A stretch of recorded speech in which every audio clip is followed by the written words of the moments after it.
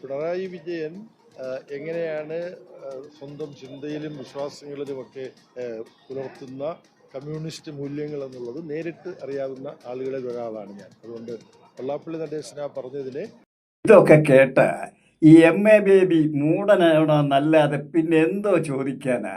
എൻ്റെ പൊന്ന് ബേബി സഖാവേ, ഈ പിണറായി വിജയൻ പണ്ട് കമ്മ്യൂണിസ്റ്റ് ആയിരുന്നെന്നും തൃശ്ശൂർ ബിഷപ്പിന് വരെ നികൃഷ്ടജീവി എന്ന് വിളിച്ച നിരീശ്വരവാദിയായിരുന്നുവെന്നും ഒക്കെ ഞങ്ങൾക്കൊക്കെ അറിയാം. എന്നാൽ ഇപ്പോൾ വെള്ളാപ്പള്ളി നടേശൻ ഇദ്ദേഹത്തെ അയ്യപ്പ ഭക്തനാക്കി മാറ്റിയിരിക്കുകയാണ്. പണ്ട് പ്രശസ്ത നക്സലൈറ്റ് നേതാവായിരുന്ന ഫിലിപ്പം പ്രസാദ് എങ്ങനെയാ ഇന്ന് ഗീതാധ്യാപകരായി മാറിയിരിക്കുന്നത്, അതുപോലെയായി ഇതും.